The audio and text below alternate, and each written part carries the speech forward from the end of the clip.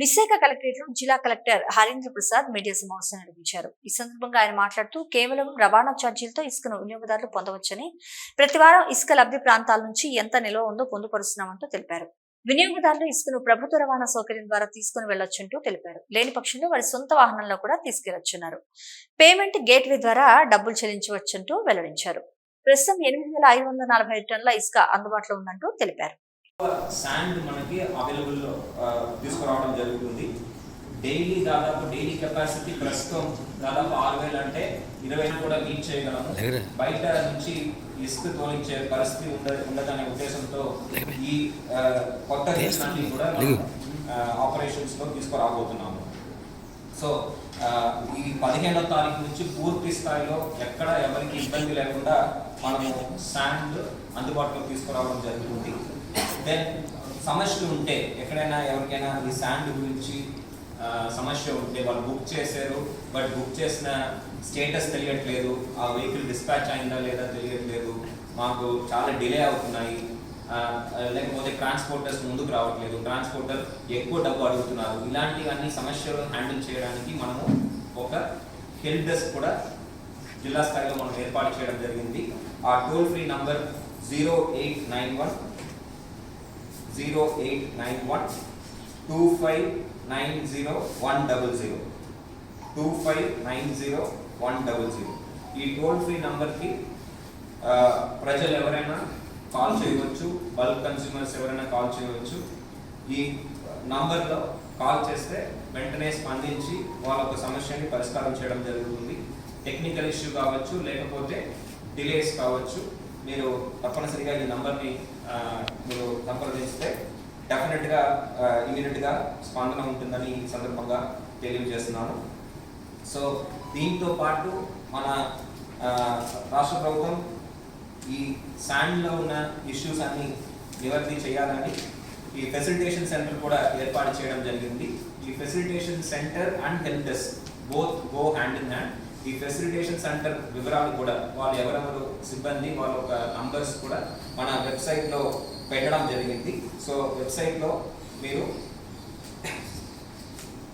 Refer చేస్తే ఈ numbers అన్నీ కూడా మీకు అందుబాటులో వస్తుంది.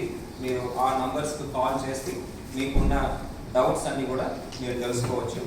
So this is regarding the sand situation in the district. And ప్రస్తుతం మన దగ్గర స్టాక్ యార్డ్ ఏమీ లేదు, మన దగ్గర థర్డ్ ఆర్డర్ స్ట్రీమ్స్ కూడా ప్రస్తుతానికి లేదు. బట్ మనకు అవసరమైన శాండ్ అన్ని కూడా పక్క జిల్లాల నుంచి మీట్ చేయడానికి పూర్తి స్థాయిలో ఏర్పాటు చేయడం జరిగింది. పబ్లిక్ వరకు ఎటువంటి ఇబ్బంది లేకుండా ఈ శాండ్ అన్ని కూడా సరఫరా చేయడం జరుగుతుంది. With respect to private bulk ముందు చెప్పినట్టు 1-2 రోజుల్లో వాళ్ళకు ఉన్న సమస్యలు కూడా నివర్తి చేసి వాళ్ళకు కూడా శాండ్ అందే విధంగా చర్యలు తీసుకోవడం జరుగుతుంది. తెలుపని బీచ్ల నుంచి ఇవన్నీ కూడా పోలుస్తున్నారు అనేది వచ్చింది, మనకి వివరాలు ఇవ్వడం జరిగింది. మన జ్యూరిస్డిక్షన్లో అయితే మనము పట్టుకోవడం లేదు. సెబ్బు ముందు ఉన్నప్పుడు, సెబ్బు సంస్థ సపరేట్గా ఉన్నప్పుడు మనం అన్ని ప్లేస్లో కూడా మనం ఒక నిఘా పెట్టి అన్ని చోట్ల కూడా వెరిఫై చేయడం జరిగింది. ఇల్లీగల్ స్టాక్ పాయింట్స్ అన్ని కూడా తొలగించడం జరిగింది. 29కి ముందే ఈ కార్యక్రమాన్ని కూడా మనం చేపట్టడం జరిగింది. ఇప్పుడే కలెక్టర్ శ్రీకాకుళం వారితో మాట్లాడాము. వాళ్ళ దగ్గర దాదాపు 6,000 మెట్రిక్ టన్ ఈ 2 స్టాక్ పాయింట్లో, టాప్ అండ్ డౌన్ స్టాక్ పాయింట్లో ఉంది అని చెప్పడం జరిగింది. అదేవిధంగా మనకి ప్రత్యేకంగా గాయత్రి రీచ్ అని విశాఖపట్నం మన ఈస్ట్ గోదావరి జిల్లాలో రాజమండ్రి దగ్గర కేటాయించడం జరిగింది. అక్కడ కూడా రోజుకి దాదాపు 600 మెట్రిక్ టన్ వాళ్ళు ప్రొడ్యూస్ చేస్తున్నారు. సో మనకు ప్రాబ్లం ఎక్కడ వస్తుంది? 600 మెట్రిక్ టన్. సో ఇది కాకుండా మనకు 15వ తారీఖు తర్వాత ఈ అదనంగా మాన్యువల్ రీచెస్ అన్ని ప్రారంభమవుతాయి, పర్మిషన్స్తో సగా ప్రారంభమవుతాయి. కాబట్టి అప్పటి నుంచి పూర్తి స్థాయిలో మనకు శాండ్ అవైలబిలిటీ ఉంటుంది. మన కన్సంప్షన్ గతంలో స్టాక్ పాయింట్లో పెట్టి మనం అమ్మేటప్పుడు చూస్తే ప్రతి రోజుకి మనకు 3,000 నుంచి 3,500 మెట్రిక్ టన్ ఆఫ్ టేక్ ఉండేది. మన నుంచి కొనుక్కొని వెళ్ళేవాళ్ళు రోజు కూడా. So we can safely assume the demand in Visakhapatnam per day is around 3,000 metric ton. So ఆ 3,000 మెట్రిక్ టన్ కూడా 15 నుంచి మీట్ అయ్యే పరిస్థితి మనం ఉంటాం. దానికన్నా అదనంగానే మనకు అందుబాటులో వస్తుంది. ప్రస్తుతానికి the challenges, this is the point I want to clarify. So మనకి కొంత తరఫు నుంచి స్టాక్ యార్డ్ పెట్టమని కోరికలు వస్తున్నాయి. బట్ స్టాక్ యార్డ్ మనం 1394 రూపాయలు మనము మొన్న ఫిక్స్ చేయడం జరిగింది. అదనపుడి స్టాక్ యార్డ్లో రేటు ముందు ఫిక్స్ చేయడం జరిగింది. ఇప్పుడు మనకి యావరేజ్ రేట్ చూస్తే దాదాపు 1300 రూపాయలే మనకి పర్ మెట్రిక్ టన్ కాస్ట్ వస్తుంది. 20 మెట్రిక్ టన్ రాజమండ్రి నుంచి విశాఖపట్నం పోతే. సో ఎఫెక్టివ్లీ ఈ కాస్ట్ అనేది మనకి ముందు కన్నా తక్కువే వస్తుంది అనేది సవరంగా అందరికీ తెలియజేస్తున్నాము. And coming to the bulk booking వచ్చేటప్పటికి 2 విధాల బల్క్ బుకింగ్ ఉంది. ఒకటి ప్రైవేట్ బల్క్, రెండవది government bulk. Private bulk booking వచ్చేటప్పటికి మెయిన్గా కన్స్ట్రక్షన్ వర్క్ కోసం real estate developers, builders book చేసుకోవడం జరుగుతుంది. సో వాళ్ళకి సంబంధించి మా దగ్గర దాదాపు 103 రిక్వెస్ట్ మనకు రావడం జరిగింది. దీనికి సంబంధించి కొన్ని టెక్నికల్ ఇష్యూస్ వల్ల ఇవి ప్రస్తుతానికి డెలివరీ కాకుండా ఉన్నాయి. ఈరోజు ఈ టెక్నికల్ ఇష్యూస్ కూడా పూర్తిగా క్లియర్ అవుతుంది. విదిన్ డే ఆర్ 2, ఒక 2 రోజుల్లో ఈ 103 బల్క్ కస్టమర్స్ ఎవరెవరు పెట్టుకున్నారో వాళ్ళకు సంబంధించిన రిక్వెస్ట్ కూడా, ఇంటెంట్ కూడా మీట్ చేయడం జరుగుతుంది. బల్క్ విధానానికి వచ్చేటప్పటికి ఇవి ఫస్ట్ లెవెల్లో రూరల్ అయితే తహసీల్దార్ గారికి, అర్బన్ అయితే జోనల్ కమిషనర్కి వెళ్తుంది. వాళ్ళ లెవెల్లో వెరిఫై చేసుకున్నాక దెన్ మున్సిపల్ కమిషనర్కి, అదేవిధంగా మున్సిపల్ కమిషనర్ ద్వారా జాయింట్ కలెక్టర్ గారికి వస్తుంది. జాయింట్ కలెక్టర్ గారి లెవెల్లో ఈ బల్క్ అప్రూవల్స్ అన్ని కూడా అప్రూవల్ చేయడం జరుగుతుంది. అప్రూవ్ చేశాక డెలివరీస్ అనేది మొదలవుతుంది. సో ఈ బల్క్ విధానం గురించి కూడా మనం ఆల్రెడీ అందరికీ ట్రైనింగ్ ఇవ్వడం జరిగింది. ఇండివిజువల్ కస్టమర్స్, రీటైల్ కన్స్యూమర్స్ అందరికి సంబంధించిన విధానం కూడా సచివాలయం సిబ్బందికి అందరికీ ట్రైనింగ్ ఇవ్వడం జరిగింది. అండ్ ఈ ఎవరెవరు శాండ్ డీల్ చేస్తున్నా వాళ్ళందరికీ కూడా మనం ట్రైనింగ్ ఇవ్వడం జరిగింది. సో రీటైల్ వరకు చాలా వరకు స్టెబిలైజ్ అయినాయి.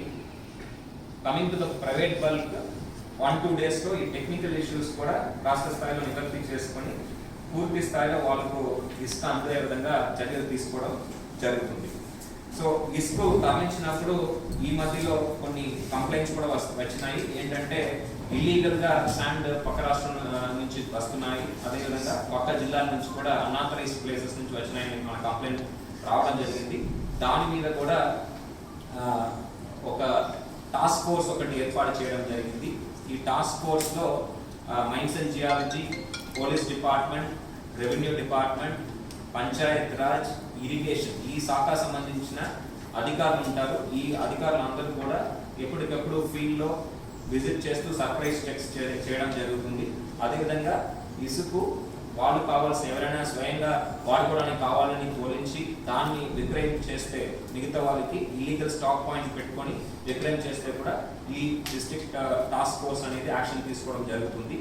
ఇంతే కాకుండా మన ప్రభుత్వం ఇచ్చిన జీవోలోనే క్లియర్గా ఎవరెవరకు అధికారం ఉంది ఈ వెహికల్స్ మీద, ఇల్లీగల్గా ట్రాన్స్పోర్ట్ చేసే, ఓవర్ క్వాంటిటీ ట్రాన్స్పోర్ట్ చేసే వెహికల్స్ మీద చర్యలు తీసుకోవడానికి right from collector, joint collector, commissioner of police, superintendent of police, DCP, కింద ఏసీపీ, అదేవిధంగా ఆర్డీఓ, తహసీల్దార్స్, ఎస్హెచ్ఓ దాకా అధికారం ఇవ్వడం జరిగింది. వీళ్ళతో పాటు mines and DMGO, district mines and geology officer అందరికీ కూడా అధికారం ఇవ్వడం జరిగింది.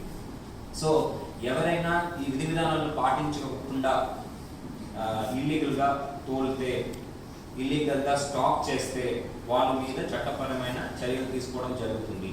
వెహికల్స్ అయితే, ట్రాక్టర్స్ అయితే పట్టుకుంటే ఫస్ట్ అఫెన్స్కి 10,000, రెండో అఫెన్స్ 10,000కు మధ్య 10,000-20,000 మధ్యలో పెనాల్టీ వేయడం జరుగుతుంది. థర్డ్ అఫెన్స్లో వాళ్ళ మీద క్రిమినల్ కేసు వేసి కోర్టులో వెహికల్స్ ప్రొడ్యూస్ చేయడం జరుగుతుంది. పెద్ద టైర్స్ అంటే 10 టైర్స్ లారీలు అయితే ఫస్ట్ అఫెన్స్కి 25,000 అండ్ దానికన్నా పెద్ద 10 టైర్స్ కన్నా ఎక్కువ ఉన్న వెహికల్స్ అయితే ఫస్ట్ అఫెన్స్కి 50,000 దాకా పెనాల్టీ వేయడం జరుగుతుంది. రెండో అఫెన్స్కి దానికి 2 డేస్ ఎక్కువ వేసి పెనాల్టీ వేయడం జరుగుతుంది. ఈ ప్రొక్లైనర్, అదేవిధంగా జేసీబీ వీటి మీద కూడా ఇది ఇల్లీగల్గా వాడితే కూడా వాటి మీద కూడా పెనాల్టీ వేయడం జరుగుతుంది. ఈ 2 ఏళ్ళ దాకా జైలు శిక్ష కూడా పడే అవకాశం ఉంది. కాబట్టి నా రిక్వెస్ట్ ఏంటంటే దయచేసి ఇల్లీగల్గా శాండ్ అమ్మడం మానేయండి. చర్యలు మాత్రం చాలా కఠినంగా ఉంటుందని ఈ సందర్భంగా తెలియజేస్తున్నాను. ఇల్లీగల్గా బయట రాష్ట్రం నుంచి తోలే అంశం కూడా మనం ఈ మధ్యలో చూస్తున్నాము. మన నదుల్లో ఎక్కువ వరద ఉండడం వల్ల బయట ఒడిశా నుంచి శాండ్ తీసుకువస్తున్నారు. అదేవిధంగా సీ కోస్ట్లో ఉన్న బీచ్ శాండ్తో కలిపి విక్రయం చేస్తున్నారని కూడా మా కంప్లైంట్స్ వస్తున్నాయి. ఏది బయటపడితే మాత్రం వాళ్ళ మీద కఠినంగా చర్యలు ఉంటుందని ఈ సందర్భంగా అందరికీ తెలియజేస్తున్నాను. దెన్ ఇంతే కాకుండా రాబోయే 15వ తారీఖు నుంచి రాష్ట్ర వ్యాప్తంగా దాదాపు 108 రీచ్లు మనకు అందుబాటులో 27 కొత్త మాన్యువల్ రీచెస్